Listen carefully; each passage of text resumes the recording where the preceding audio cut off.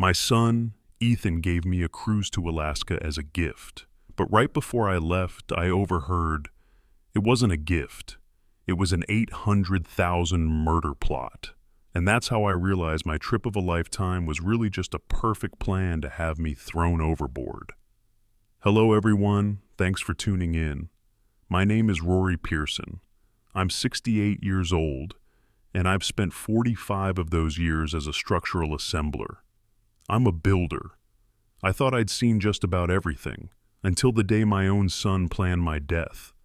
I've built buildings meant to last 100 years, but I couldn't see the rot in my own house.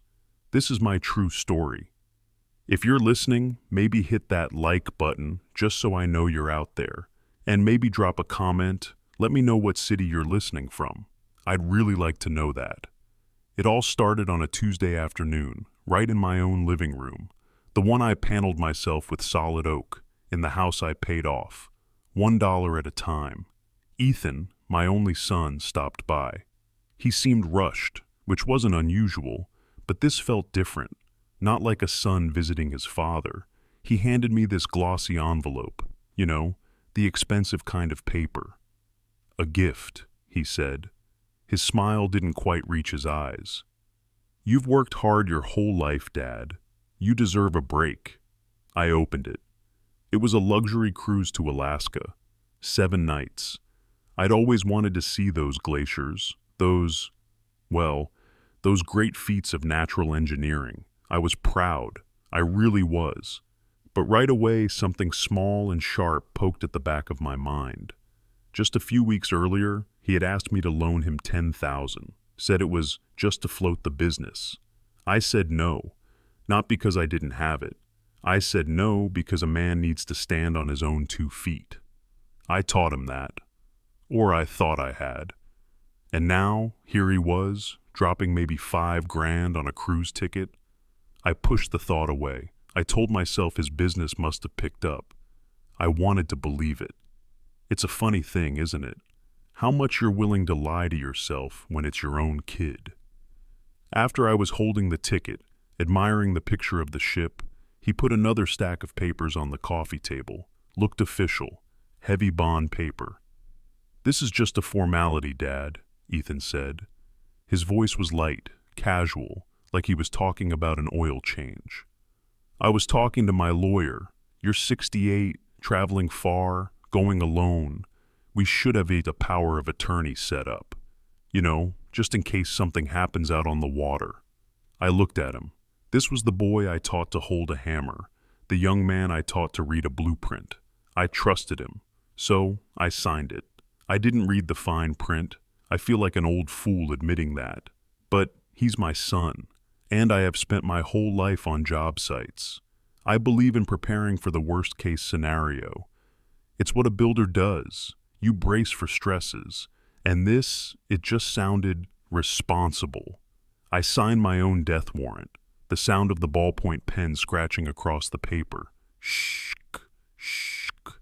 That was the sound of the betrayal, but at the time, I just thought it was the sound of being careful. It was the night before I was supposed to leave. I couldn't sleep. Partly excited, sure, but mostly because my old back injury was acting up. One too many winters on the scaffold. Around 3 a.m, I gave up and went downstairs to the kitchen for a glass of water.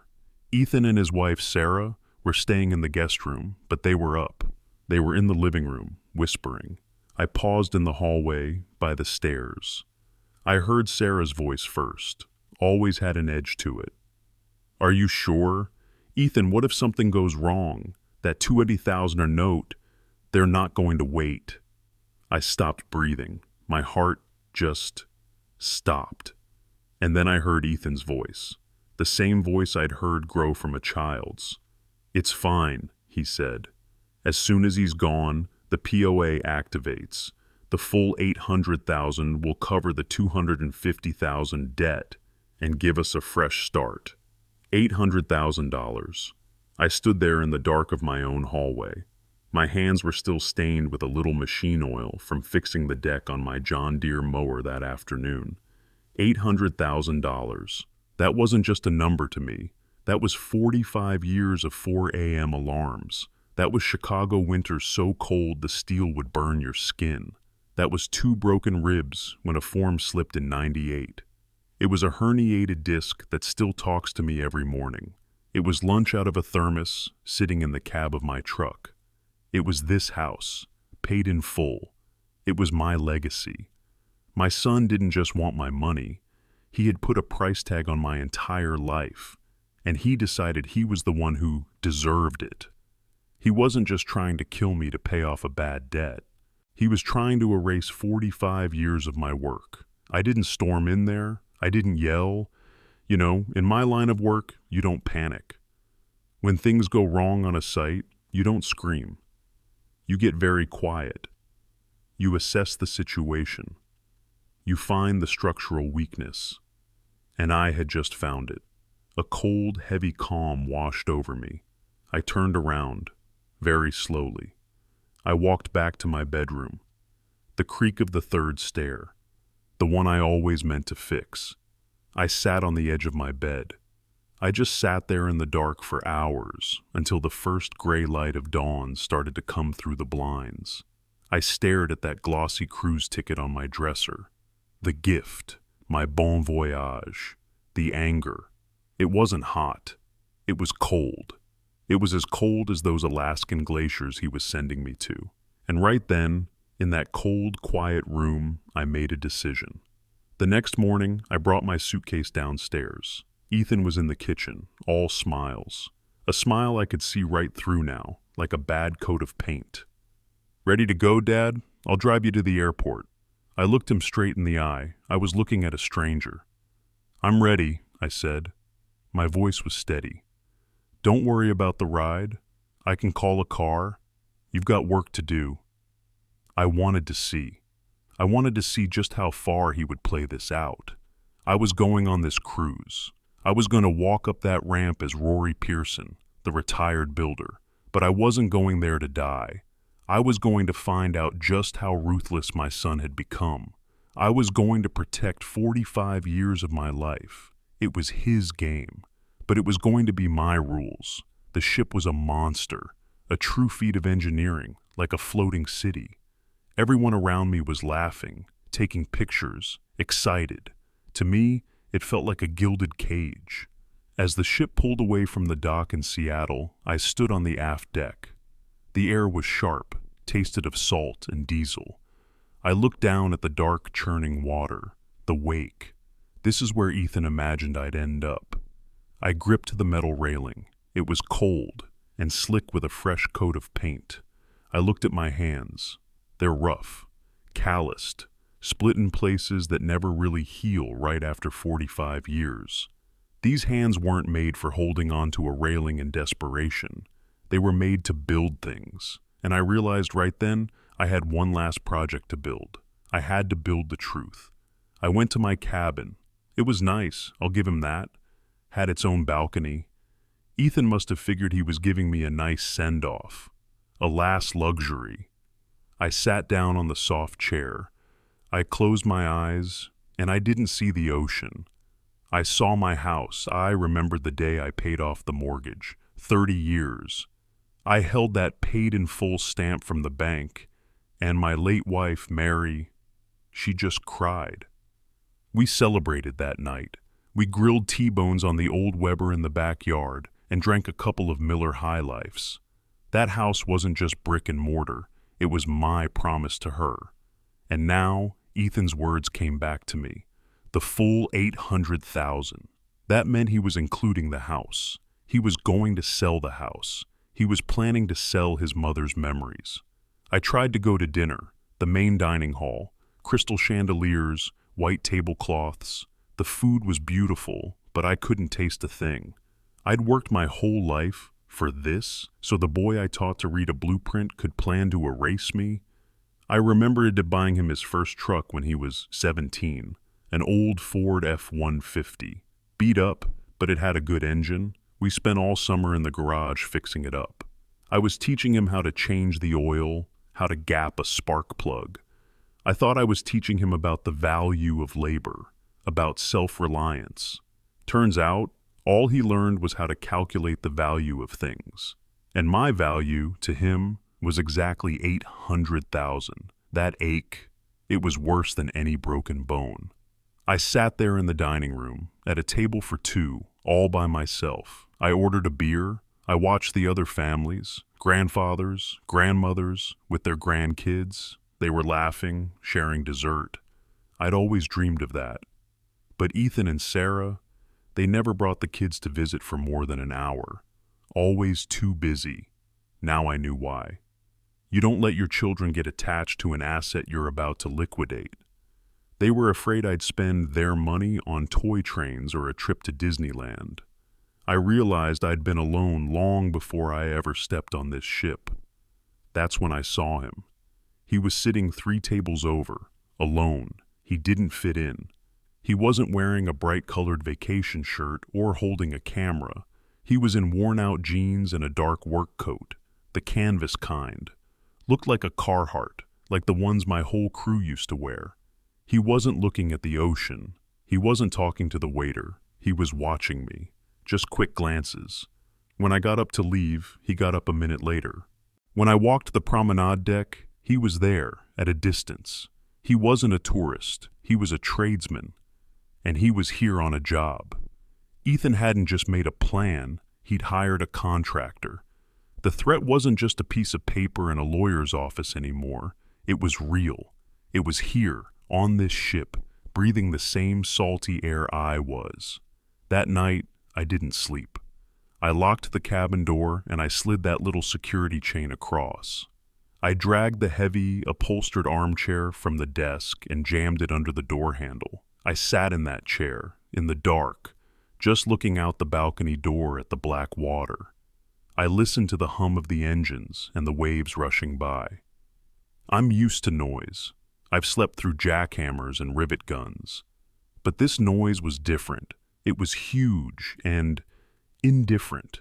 It could swallow a man whole and never even notice. I faced a hard truth. I was completely, utterly on my own.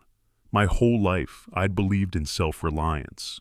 You fix your own truck, you build your own house, you handle your own problems. But here, in the middle of the ocean, being hunted, for the first time in my life, I realized I couldn't do this alone.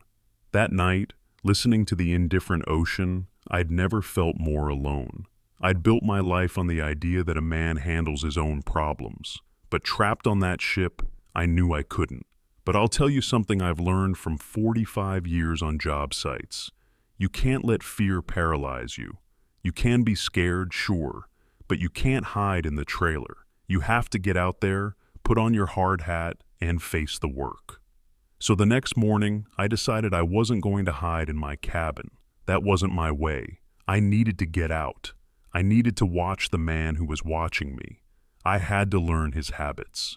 I went to the main breakfast hall. The place was bright, cheerful, the smell of coffee and bacon, silverware clinking against china.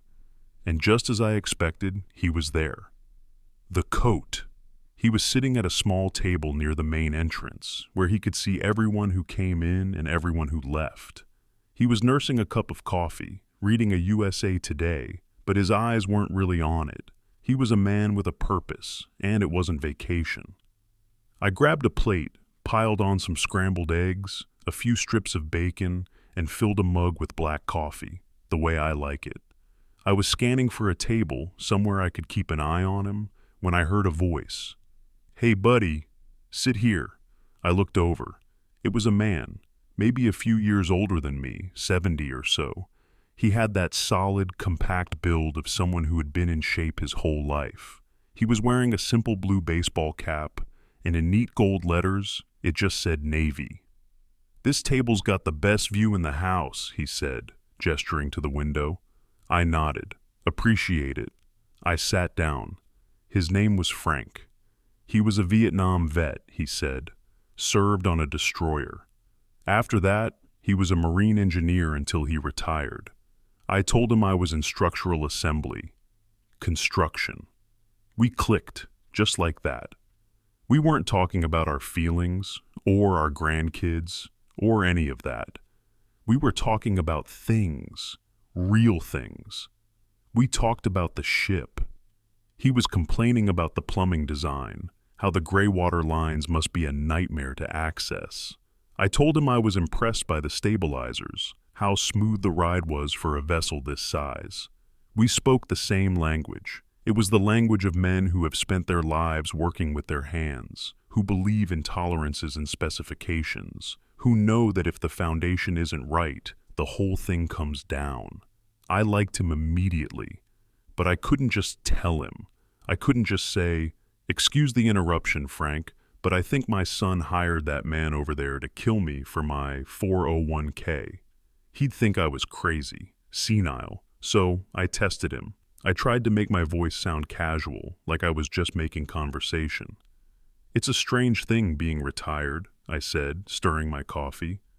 "You work your whole life to build something, to be able to say you don't owe any man a dime. But I look at the kids' generation, they just think different. They think debt is just a way of life." Frank put his fork down and nodded slowly. His face got serious. "I know the type," he said, and his voice was low. "They want the house, the car, the whole setup, right now. They don't understand the value of waiting, the value of building it yourself, piece by piece. They look at what we spent a lifetime earning, and they think it's just theirs for the taking, like they're entitled to it." I knew, right then, I'd found the right man. I let my eyes drift over to the coat, who was folding his newspaper. Frank saw me look. He glanced over, casual-like, then looked back at his plate. "That fellow over there," Frank said, very quiet, picking up a piece of toast. "He doesn't seem too interested in the scenery." "I was thinking the same thing," I replied, my voice just as low. "Looks more like he's on the clock than on vacation." "Yeah," Frank said, taking a bite, "like a foreman checking a job site." And that was it. We understood each other. He didn't ask me why someone was watching me. He didn't ask if I was in trouble. He just accepted the fact that something was wrong. That's how men of our generation work. We trust actions, not a lot of words. I knew I needed proof. I couldn't just go on a feeling. I needed to know what Ethan was thinking. I told Frank I had to make a phone call. I went back to my cabin, closed the door, and used the ship's satellite phone service. It was ridiculously expensive, something like $5 a minute, but I didn't care. I dialed Ethan's number. My heart was pounding, but I kept my voice steady, normal. "Hey, son," I said. "Dad. Hey, you made it. How's the ship?" He sounded relieved, too relieved. "It's really something," I said. "Just calling to let you know I got here safe." "That's great, Dad. That's great. You just have a good time, okay? Enjoy yourself. Don't worry about a thing." "Oh," I said, and I let a little confusion slip into my voice. "Well, that's the thing. A strange thing just happened. I got an email alert from the bank. Something about a new mortgage application on the house. Must be some kind of mistake, right? You know I paid that house off 20 years ago." The other end of the line went silent. It was only for a second. But on a satellite call, you can hear the faint hiss of the connection, and that hiss was all there was. I heard him take a short, sharp breath. "Oh," he said, and his voice was suddenly a half step higher, shaky. "Oh, that's definitely a mistake, Dad. Must be spam. One of those phishing things. Don't worry about it at all. You know what? Just forward me the email. I'll check it out for you. I'll handle it. You just go relax, okay? Don't even think about it." I closed my eyes. "Okay, son. I'll do that." I hung up the phone. I looked at my hand. It was shaking. But it wasn't from fear. It was rage. A cold, clean rage. He lied. He lied so easily. He knew exactly what that loan was. He wasn't just planning to steal from me. He had already started. I found Frank in the ship's library. It was a quiet room, all dark wood and thick carpet. He was sitting in a deep leather chair, reading a thick paperback, a biography of a World War II general. I didn't waste time. I didn't beat around the bush. I walked right up to him. "Frank, I need your help with something. I need to use a computer. I think my son forged my signature to take out a loan on my house." Frank didn't say, "Are you sure?" He didn't say, "That's a terrible accusation." He didn't even look surprised. He just closed the book, marking his page, and stood up. "All right," he said. "Let's go." We went to the ship's computer lounge. It was tucked away on a lower deck, just a row of terminals. The connection was, as promised, slow and expensive, 75 cents a minute. I didn't care. I knew exactly what I was looking for. I'm not a computer guy, but I read the news. I know that property records are public. I sat down, Frank standing right behind me, just watching. I typed in the web address for my home county's public registrar. I typed in my own address. My fingers felt heavy on the keys. And there it was.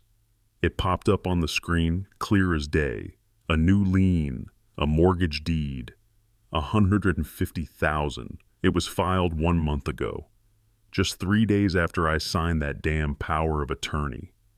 The borrower, Rory Pearson. And then I saw the image of the signature, my name, but it wasn't my hand. It was too smooth, too practiced. My signature is rough. It's the signature of a man who signed time cards and supply invoices, not bank drafts.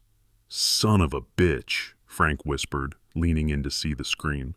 It was real, the full 800,000. This was how it started. They had already stripped $150,000 of equity out of my house, out of my work, out of Mary's memory. My brain, the builder's brain, the one used to calculating loads and material costs, it started to work.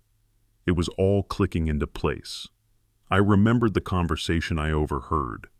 Ethan's $250,000 debt. This loan was only for $50,000. They were still $100,000 short. That's why I was here. That's why the coat was here. This $50,000 was just the down payment, just enough to keep the sharks at bay for a few weeks, and probably to pay for my watcher.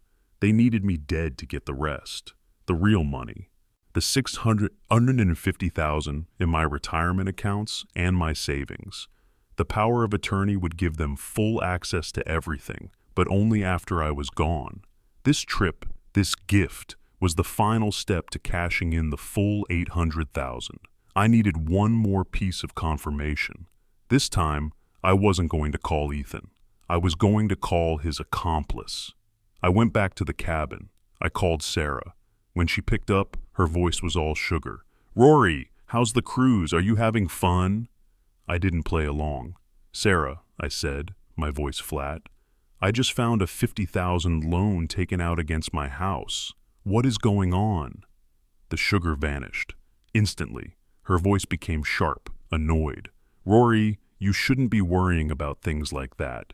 Ethan is handling all the finances. That's why you signed the POA, remember? So Ethan could take care of things. You're supposed to be relaxing. You just have fun." The condescension. The way she spoke to me, like I was a child, like I was old and confused and had no business asking about my own money. It lit a fire in me. "Listen to me, young lady," I said, and my voice was no longer shaking. It was hard and as cold as structural steel. Power of attorney doesn't mean power of idiot. I may be retired, but I am not senile. I still read every piece of mail the bank sends me, and I know a forged signature when I see one. I know about the $150,000. I didn't wait for a reply. I slammed the phone down. I'd thrown the rock. I'd kicked the nest. Now they knew. I knew. I turned from the phone, and Frank was standing right in my cabin doorway. He must have followed me back. "I think you should stay inside," he said, stepping in and closing the door behind him. "I don't like the idea of you being in the hallway alone right now." He'd heard the whole thing. "Well," he said, and his face was grim, "they know you're on to them now. That means they're not going to wait for Alaska. That fella in the coat, he's going to have to move up his timeline. He's going to have to do the job sooner than he planned. Frank was right. I had just signed my death warrant for the second time. Either theirs or mine. This beautiful billion-dollar ship wasn't a vacation anymore. It was a mousetrap. And I was the bait. I got back to the cabin, my hands still shaking from the phone call. Frank was waiting. I didn't have to say much. He saw it on my face. He lied, I said. Lied right to my face. Well, Frank said, crossing his arms. Now we know. The question is, what does he know? He was talking about the coat. He knows I'm suspicious, I said. And now, after that call with Sarah, they all know. Which means, I said, looking Frank in the eye, our friend in the canvas coat is going to be told to speed things up. He's not going to wait until we're in the middle of nowhere, in Alaska. He's going to try something soon. Frank nodded. So we hunt the hunter. It became a job. We're two men who've spent our lives on a schedule, and we fell right back into it. We started running our own surveillance, in shifts. Frank would take the 8 to 12. He'd sit at the aft pool bar, nursing a Coca-Cola, his World War II book open on his lap. He looked like every other retiree on the ship. But his eyes, under the brim of that Navy cap, never stopped scanning. I'd take the 12 to 4. I'd walk the promenade, or I'd go to the main atrium, pretending to look at the art they had hanging in the stairwells. I'd count my steps. I'd check the angles. We learned his habits. He always took his coffee black. He never spoke to anyone. He spent most of his time on the upper decks, near the railings, always finding a spot with a wide field of view. He was a professional, all right, but he had one major flaw in his plan. He was looking for one old man. He never bothered to look at the other one. He never figured out that the prey was watching him back, with a wingman. I'm a builder. In my trade, you don't just look at the big picture. You live and die by the details. You have to notice the hairline crack in a concrete pour. You have to see the one bolt that isn't torqued to spec. Because if you miss it, the whole thing can come down. People can get hurt. I used that skill to watch the coat. He walked with a slight drag in his left foot. Not a limp, but a drag. The kind a man gets after a long shift in steel-toed boots on a factory floor. And then I saw it. He was paying for his coffee, and as he reached out, I saw the back of his right hand. There was a puckered white scar running from his knuckle to his wrist. A bad burn. Maybe a chemical burn, like from concrete lye, or a flash burn from a welder. I've seen 100 scars just like it. He wasn't some slick movie assassin. He was a worker. He was a grunt just like me. Someone who worked with his hands, who probably got in a jam, needed money fast, and took a job that was way over his head. He was desperate, and that made him predictable. I went back to Frank. He was in the library. I'm going to talk to him, I said. Frank looked up from his book, like I'd just grown a second head. That's the worst idea you've had yet, Rory. No, I said, sitting down. I'm not going to confront him. I'm going to do the opposite. I leaned in. Think about it. What does Ethan want this guy to see? What did he pay him for? He paid him to get rid of an old, confused man. I thought about Sarah's voice on the phone. You shouldn't be worrying. Ethan is handling it. They have been painting me as senile from the start, I said. That's how they got me to sign the POA. They think I'm losing my mind. Well, I'm going to give him exactly what he expects to see. I'm going to be the most confused, pathetic, worried old man he's ever met. Frank started to smile. You're going to use their own story against them. A man's biggest weakness, I said, is thinking the other guy is weaker than he is. They think old means stupid. I'm going to let them. I waited for my chance. It came that afternoon. He was at the outdoor bar on the Lido deck, sitting alone at a small table, just staring out at the water. The ship was moving. The wind was up. I grabbed a glass of ice water from the self-serve station. I walked towards him, but I let my steps get a little uneven. I let my hand shake, just a little. As I got near his table, I stumbled, just a bit, like my knee gave out. I lurched forward and sloshed half the water onto the deck, just splashing the leg of his table. "Oh, goodness," I said, my voice shaky. "Oh, my apologies. Terrible, just terrible." He looked up at me, his eyes flat and annoyed. "It's fine, old-timer. Just watch where you're going." Right, I said. I sat down heavily at the table next to him, breathing hard. I set my half-empty glass down, making sure my hand was visibly trembling. He was watching me. "This getting old. It's a hell of a thing, isn't it?" I said, mostly to the air. "Just not steady on my feet anymore, and the mind plays tricks." He just grunted, turning back to the ocean. He wanted me to go away. "I shouldn't even be here," I said, letting that quaver stay in my voice. "My son, Ethan, he sent me on this trip. A gift," he said. "Go relax, Dad. But how can I relax?" I leaned in, like I was telling him a secret. He instinctively leaned back, but his eyes stayed on me. "I keep getting these emails from my bank. They say I took out a loan, a big loan, something like $150,000. I looked at him, wide-eyed, trying to look terrified. "My son, Ethan, he says it's just spam. Just junk mail, but I don't know. I just don't know. I can't sleep. What if it's real? I mean," I looked him right in the face. Is $150,000 a lot of money to you?" He stared at me for a long second, and then his whole face changed. The annoyance was gone. Now it was a little smile, a sneer. He'd taken the bait.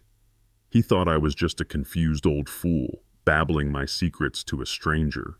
He leaned in close, and his voice was low and gravelly. "Hey, Pops," he said, trying to sound friendly. "I think your kid's right. You just got spam. $150,000. That's probably nothing compared to what you're worth." My blood ran cold. "You should listen to your boy," he said, patting my shoulder. He actually patted me. "Just relax. Enjoy the cruise. I have a feeling everything is going to be taken care of for you real soon." He stood up, dropped a $5 bill on the table for his coffee, and walked away. My heart was hammering so hard I thought it would break a rib. I sat there until my hands stopped shaking. He knew. He knew about the loan. He knew about my worth. He'd just confirmed the entire plan. I walked back to the library. Frank was standing by the door, pretending to look at a map of the ship. He'd been watching the whole time. He just put a hand on my shoulder as I walked past. We didn't say a word. It's a funny thing. You spend your whole life working to be strong, to be self-reliant, to be the man who handles everything. But sometimes, I guess the bravest thing you can do is admit you need a friend. Have you ever been in a tight spot, a really tough situation, where a friend, maybe even a brand new one, stood with you? I'd really like to read your story in the comments. When we got back to the privacy of my cabin, I locked the door and slid the chain across. "We got it," I said to Frank. My voice was steady now. The performance was over. "We have the forged $50,000 loan. We have a direct threat from the coat. He just confirmed he knows my financial situation and that he's going to take care of it. We can't handle this ourselves anymore, Frank. Not alone." Frank agreed. "It's time to talk to the man in charge." We couldn't call 911. We were in international waters, a floating city in the middle of the ocean. In a place like this, there is only one authority, the captain. We weren't two scared old men anymore. We were two witnesses, and we had evidence. We made our way down to the lower decks, the crew-only areas. The plush carpets and art galleries disappeared, replaced by steel corridors, fluorescent lights, and the hum of the engines. We found the ship's security office. The chief of security was a tall man, built solid, with a face that looked like it had been carved from oak. He looked like he'd been a cop or military, someone who didn't take any guff. We asked to speak with him privately. "This concerns the immediate physical safety of a passenger," Frank said. He was using that Navy voice of his, the one that expects to be obeyed. They showed us into a small windowless office. Just a metal desk, 2 chairs, and a wall of radio equipment. The chief looked at us. "All right, you've got my attention. What's going on?" I told him. I told him everything. I didn't get emotional. I didn't ramble. I laid it out like I was giving a site report on a structural failure. "It started with this cruise," I said. "A gift from my son, Ethan. The night before I left, I overheard him and his wife. He's $250,000 in debt. He said my death would activate a power of attorney and give him access to my entire estate, which he valued at $800,000. The chief listened. He didn't interrupt. "I thought it might just be a sick fantasy," I continued, "until I started digging. I used the ship's computer this morning. I slid a piece of paper across his desk. It was the printout from the county registrar's website. He already forged my signature on this. A $150,000 mortgage on my paid-off house." The chief's eyes narrowed. He looked at the printout. This, he understood. Bank records don't lie. "And there's a man on board," I said, "hired by my son to make sure I have an accident before this cruise is over." I described the coat, the clothes, the scar. Frank spoke up.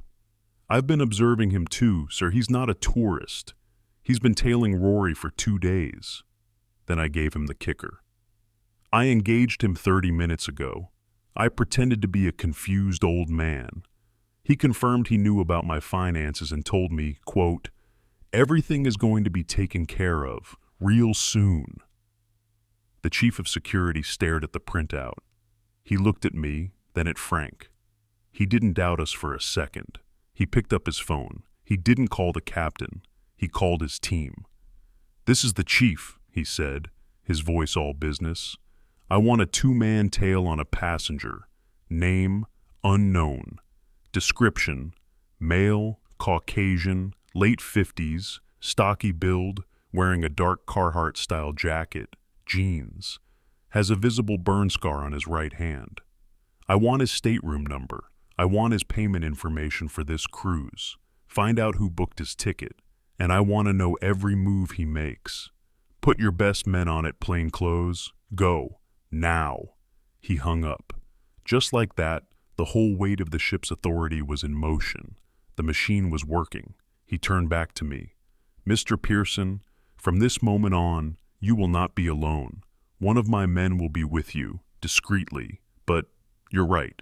He's going to make a move, and we need to catch him in the act. We need him to act on his own." "I know," I said. "We just rattled his cage. He's going to be nervous. He's going to be sloppy." "Good," the chief said. He leaned forward, and for the first time he looked at me not as a victim, but as a resource. "You know your son. You know this man he hired. You know the plan. So, you tell us, what's the best way to catch him?" He was right. I am a builder, and it was time to draw up the blueprints for a trap. I stood in the small, windowless security office, the chief's words hanging in the air. "You tell us, what's the best way to catch him?" I am a builder. I've spent my life reading blueprints, understanding how systems work, and knowing how to make them fail, or how to set a trap. A builder knows that every structure has a weak point. I knew this plan had one too. Me. "The plan is simple," I told the chief. "We use what they already believe. He thinks I'm a target. He thinks I'm weak. We just have to give him the perfect opportunity. A controlled failure." I laid it out. "Tonight is the glacier viewing party. Everyone on the ship will be on the forward decks. It'll be dark. It'll be cold. It'll be load. The perfect cover for an accident. So," I said, "I won't be at the party. I'll be on the aft deck, all the way at the back of the ship, near the stern. It's isolated. The railing there is lower. I'll be standing there, alone. He's been watching me. He'll see me break from the herd. He'll see his chance. A quick push, and I'm into the water. A tragic accident. A confused old man wandered off and fell. By the time anyone notices I'm gone, he'll be lost in the crowd. The chief nodded. My men will be in place. They'll be dressed as passengers. We'll let him make the first move. We have to. It has to be assault. He'll move, I said. We've made him nervous. He's not a killer. He's a laborer on a deadline. He's going to rush the job. And he's going to be sloppy. That evening, the air on deck was frigid. The ship was sailing through a channel, and you could feel the cold coming off the massive walls of ice in the distance. The party was in full swing on the bow, music thumping, people laughing. I walked to the stern. It was empty. The only sound was the wind and the massive churning wake of the ship. Frank was on the deck above me, a dark shape against the ship's superstructure, pretending to fiddle with a camera on a tripod. He was my overwatch. I saw two of the security guys, a man and a woman dressed in parkas, pretending to be a couple taking selfies near a stairwell. They weren't looking at me, but they were there. I stood by the railing, the lowest one. I gripped it. It was metal, coated in ice. It was so cold it burned. I stared down into the darkness. The water was black, angry, and churning. It was a long way down. I tried not to think about it. I tried not to think about the cold. I just focused on my breathing. I've stood on scaffolds in a Chicago January. I've waited for concrete to pour when it's 10 below. I know how to wait in the cold. I know how to focus. I just listened. I heard the thump-thump of the party music carried on the wind. And then I heard another sound. Footsteps. Heavy. The sound of work boots on a metal deck. He was here. The coat walked out of the shadows. He didn't rush. He just ambled over, like he was just another passenger. He came and stood right next to me at the railing, not 6 feet away. He stared out at the black water. "Hell of a view," he said. His voice was casual. My heart was a hammer. "It's cold," I said. I was proud that my voice only trembled a little. "Yeah, it is," he said. He looked at me. "But I bet you'll get used to it real quick." He glanced over his shoulder. He looked left. He looked right. The deck was empty. The couple was hidden by the stairs. Frank was invisible above us. It was just him and me. This was it. He moved. He was fast, faster than I thought. He didn't just push me, he was stronger than that. He lunged, grabbing my upper arm and my jacket with his other hand, and tried to lift me. He was going to heave me over the railing like a sack of feed. But he made a mistake. He made the same mistake my son made.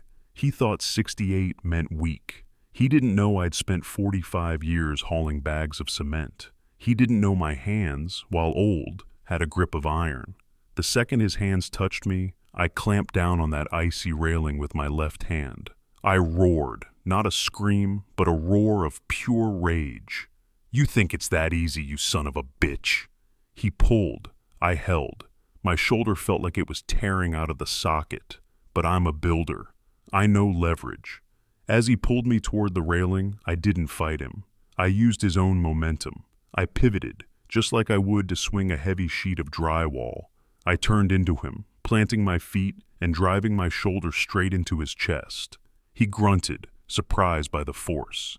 He stumbled back, his grip broken. He was off balance. He never got a chance to recover.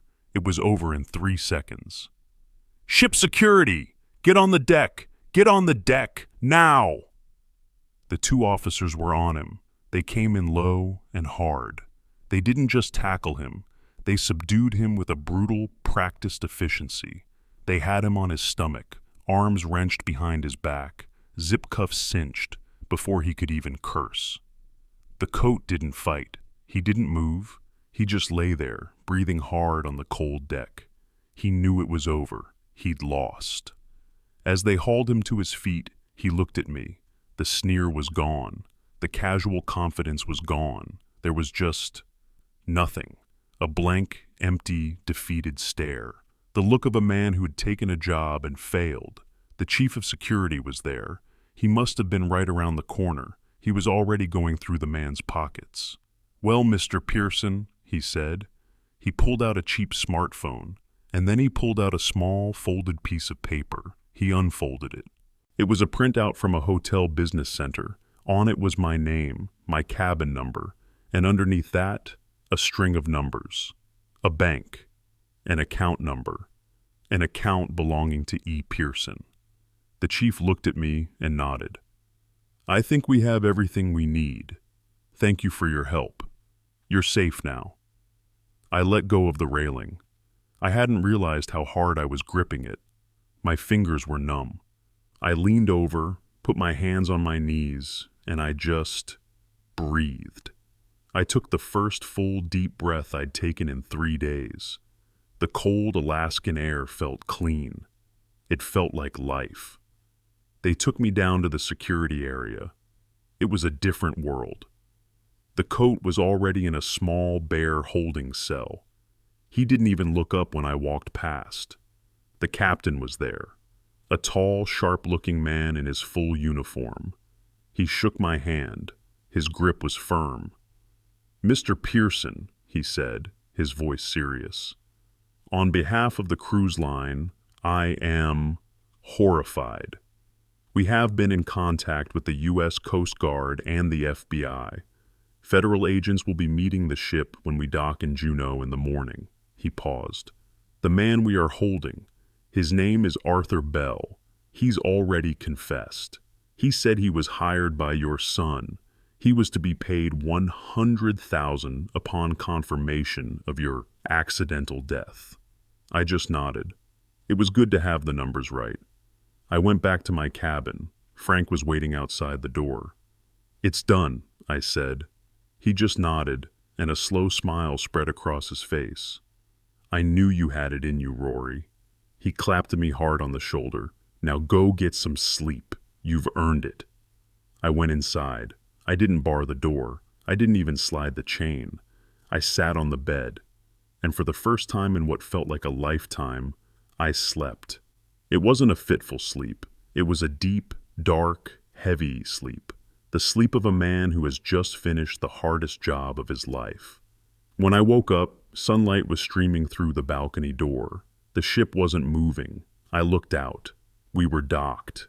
Outside my window were mountains, green pine-covered mountains with snow on the peaks. Juneau, Alaska, it was beautiful. And then my phone rang. I looked at the screen. Ethan. He must have been trying to call Arthur Bell all night. He must have been panicking. I picked it up. Dad, thank God. Is everything okay? I've been trying to reach a friend of mine on the ship. I can't get a hold of him.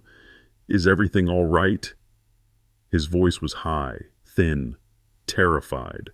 I stood up. I walked out onto the balcony. The Alaskan air was so clean it was like drinking ice water. It cleared my head instantly. I looked at the mountains. "Which friend would that be, Ethan?" I asked. My voice was calm. It was perfectly level. It was as cold as the air I was breathing. "The one you paid $100,000 to throw me into the ocean?" Silence. Just absolute silence. I heard a sound, a sharp, ragged gasp, the sound of a man drowning on dry land. "Dad, I didn't, they threatened me," he finally stammered. "The $250,000, they were going to hurt Sarah. They were going to hurt me. I didn't know what to do." He was crying now, pathetic, sniveling sobs. "And you thought killing your father was the solution?" I asked. "You thought my $800,000 was your emergency fund?" "It's my inheritance," he suddenly screamed, the terror turning to rage. "It's mine. I deserve that money." And there it was, the truth. I took a deep breath. I looked at that mountain.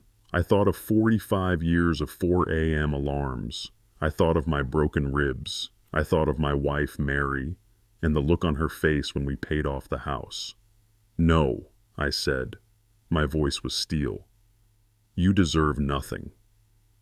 I spent 45 years building that 800,000, 1 hour at a time, one bead of sweat at a time. You thought you could steal 45 years of my life in a 7-day cruise. You didn't just try to kill me, Ethan. You tried to erase my entire life's work. You spat on everything I ever taught you. You spat on your mother's memory. Dad, please, he was begging now, the panic back. Please don't tell the police. You can't. You'll ruin my life. Please, Dad, please. You already did that yourself, I said. The captain called the FBI. They're waiting for me on the dock right now. I have to go give my statement. I looked out at the harbor. It's over, Ethan. Dad, no, wait! I hung up the phone. I cut out the cancer. I had protected my legacy, not the money, my honor. Stepping off that ship, it was the strangest feeling. I'd been on steel decks for a week, decks that were always moving, always humming. Now, I put my foot down on the metal gangway, and at the bottom was a concrete dock. It was solid, it didn't move. I just stood there for a second, just feeling the solid land under my feet. It felt like an anchor. It felt like the truth. 2 men in dark suits were waiting for me just past the ramp. FBI. You can always tell. They were polite, professional, no nonsense. Mr. Pearson, one of them asked. That's me, I said. I'm Agent Harris. This is Agent Cole. We've been briefed by the ship's captain. We'd like you to come with us, if you're willing, just to give a formal statement. Frank, who had walked off right behind me, stepped up. I'm Frank, he said, just putting his hand out. I'm his witness. I'll be coming too. The agent didn't even blink. He just nodded. Of course. This way, gentlemen. We spent the next 5 hours in a small, windowless office in the federal building in Juneau. It smelled like stale coffee and old files. The clock on the wall, tick, tick, tick. It was the only sound in the room as I just told them. I told them everything, from the beginning. It felt different, telling it this time. It wasn't a panicked story anymore. It was a report. I laid it out, piece by piece, like I was explaining a structural failure. It started with the gift, a cruise to Alaska. Then, the conversation I overheard, the $250,000 debt, the $800,000 estate. Then, the power of attorney, the one I signed like a fool. When I got to the part about the fraudulent loan, I reached into my coat pocket. I pulled out the folded-up printout from the ship's computer. I unfolded it and slid it across the table. I found this yesterday, a $150,000 loan forged with my signature. That's when I knew he'd already started. Agent Harris picked it up. He looked at it, then at his partner. That was the moment everything changed. It was the moment I went from being a potential crazy old man to being a victim of a federal crime. This is bank fraud, Mr. Pearson, he said, his voice flat.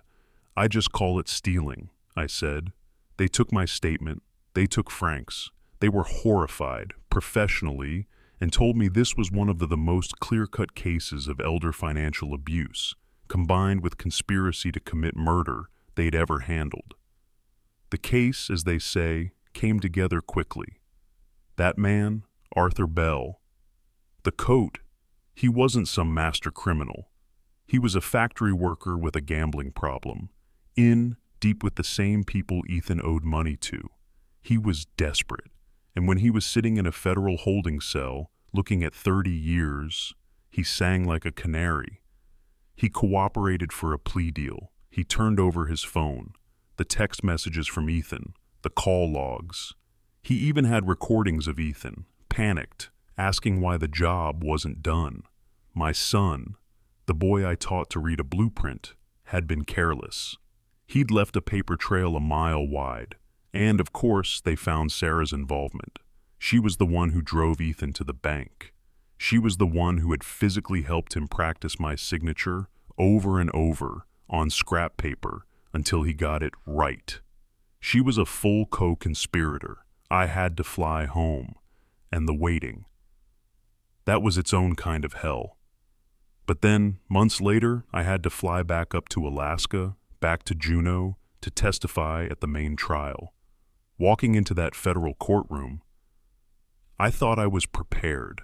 I wasn't. I'm a man who has spent his life on job sites. I'm not used to silence. And that room was so quiet.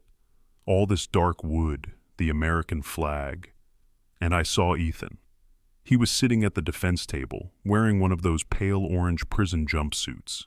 He wasn't my son, not anymore. He was hollow. He was thin, pale, and his eyes were just flat, dull. He looked like a building where the foundation had just given out, and the whole thing was sagging in on itself. He wouldn't look at me, not once. He just stared at his hands, cuffed in front of him. Sarah was on the other side of the room, at a different table. She just cried, big, gulping, ugly sobs. I couldn't tell if she was crying because she was sorry or because she'd been caught. Their lawyers, they did their best. They tried to paint a picture of two young people under extreme financial pressure. They talked about the $250,000 debt, about the threats they'd received from loan sharks. They tried to make it sound like they were the victims. But the prosecutor, a sharp woman from Anchorage, she stood up for her closing argument. She looked at the jury, then she looked right at Ethan, and she said one thing I will never, ever forget. "Financial pressure doesn't make you a killer, Mr. Pearson," she said. "Financial pressure doesn't make you forge your father's name and plan his murder. Greed does." The jury was out for less than 2 hours. Ethan was found guilty. Conspiracy to commit murder, wire fraud, aggravated financial abuse of an elder. The judge sentenced him to 20 years in federal prison. Sarah got 8 years for her part in the fraud and conspiracy. Arthur Bell, because he'd cooperated, got 10. When the judge read the sentence, 20 years, the number just hung in the air. I didn't cheer. I didn't feel joy. I didn't feel, ha ha, I won. I let out a breath I felt like I'd been holding for 6 months. I just felt this endless bone-deep fatigue, the kind you feel after you've finished the hardest, dirtiest, most dangerous job of your life, and you just want to go home. And underneath it all, a quiet, simple relief. It was over. The job was finished. Justice, as much as there can be, was served.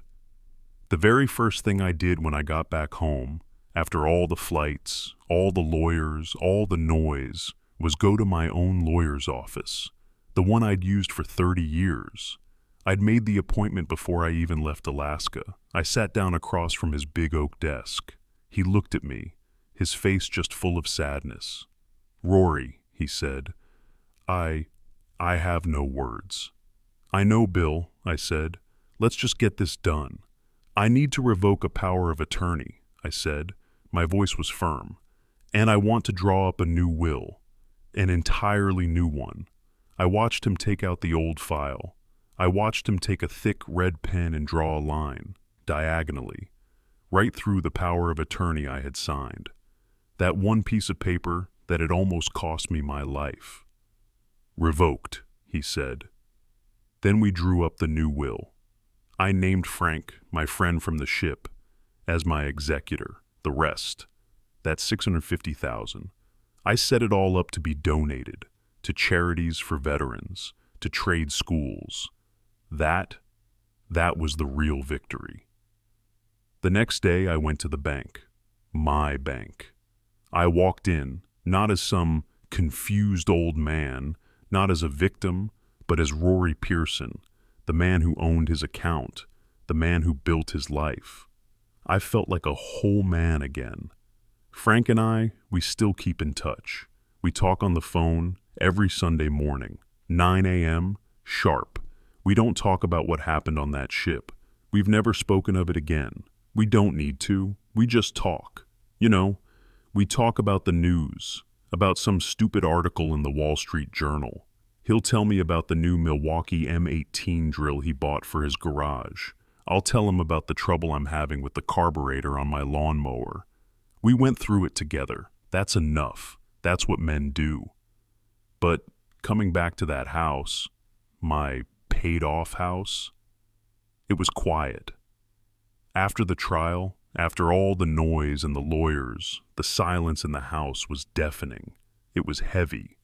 I had lost the only family I had. And even though they had tried to kill me, they were gone. I was 68. I was retired. My son was in prison. My daughter-in-law was in prison. I had no purpose. My entire life had been about building things, about providing, about getting up at 4 a.m. to go to a job site, about solving problems. Now, there were no more problems to solve, no structures to build, no one to provide for. I found myself just sitting. I'd wake up at 6 a.m. like I had for 45 years out of pure habit.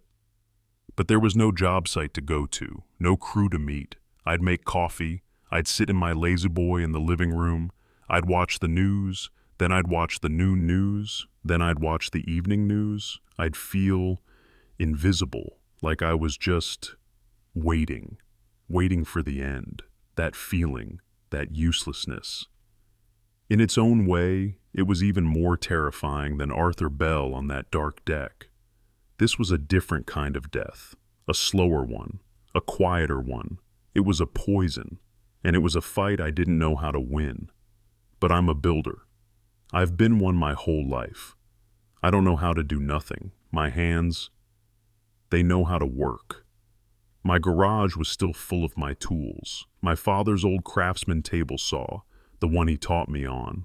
My own set of DeWalt drills. They were good tools. They were covered in sawdust and a fine layer of rust, but they were good. So, one morning I couldn't take it anymore. I turned off the TV. I walked into the garage. I just stood there for a minute, then I picked up a broom and started sweeping. I cleaned the whole place out. I organized my wrenches. I took my saw blades to be sharpened. I oiled my tools. I picked up my father's old saw. The weight of it. The familiar grip. I plugged it in. The whine of the motor. That was a sound I understood. I found a piece of scrap pine. I measured it. I made a cut. The smell of the sawdust. That's the smell of work. That's the smell of purpose.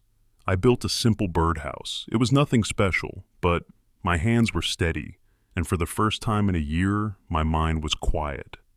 Then I built a new garden bench, and I started thinking, how many other men are out there, just like me, retired, fought their whole lives to build something, and now they're just sitting in a chair, feeling adrift, feeling useless, invisible. How many of them are lonely? How many of them? Maybe they're in a situation like mine, being slowly, quietly taken advantage of, and they don't even know it. I decided to use some of that money. That $650,000, not on travel. God, no, not on myself. I had enough. I found a small, cheap warehouse space in an industrial park on the edge of town. It was empty. It was perfect. I moved my tools in, all of them. I painted a sign myself. I hung it over the big roll-up door. It said, Pearson's Retirement Workshop, where old craftsmen never get old. At first, it was just a couple of my old buddies, guys I'd worked with. Old Bill, from my last crew. A neighbor named Sal, who I'd only ever nodded to. They'd come by, bring a thermos of coffee. We'd putter around. Then a few more guys showed up. Men from the neighborhood, men from the VFW. Now, it's a loud place. We're always busy. We work together, we teach each other. A guy who was a plumber for 50 years, he's learning how to use the wood lathe. I'm learning from an old electrician how to properly wire a lamp. We're building bookcases for the local library. We're repairing old furniture for free. We're not just sharing skills. We're sharing stories. We stand around the saw. We complain about our bad backs. We complain about the politicians. We get in good-natured arguments about DeWalt versus Milwaukee, about Ford versus Chevy. We drink bad coffee. We tell old jokes. We're a crew again. And every Thursday afternoon at 3 p.m., we knock off an hour early. We clean up, and I make a big pot of coffee. And I host a little talk. I call it How to Protect Your Blueprint. I tell them about power of attorney. I tell them to read every single thing they sign. I tell them to check their bank statements every month by hand. I tell them the warning signs of financial abuse, a kid who's suddenly too interested in your money, a relative who starts getting your mail. And I tell them my story, the whole story. The first time I told it, the whole place went silent. You could have heard a pin drop. When I finished, old Bill just nodded. "Damn," he said. "Guess I'd better go home and check my bank statements." We're not just building birdhouses, we're building a defense. We're looking out for each other. That workshop, it's always busy now. I go in every morning at 8 a.m. The sound of saws, of hammers, of men talking, of men working. To me, that's the best sound in the world. It's the sound of purpose. I realized something. My whole story, it was about protecting my legacy. That 800,000. But I was wrong. A legacy isn't the money you leave behind in an account. A legacy is the skill you pass down. It's the honor you defend. It's the self-reliance that you never let anyone take away from you. Thank you for listening to my story. That old workshop, it's more than just a hobby for me. It's the place where I feel like I'm still building something, where I'm still useful. So, for all of you men out there listening, I want to ask you, what's your workshop? It doesn't have to be about wood. It could be an old car engine you're rebuilding, a garden you're tending, a ham radio you're tuning. What's the place, the project, the skill that makes you feel that same pride? Let me know in the comments below, and keep building.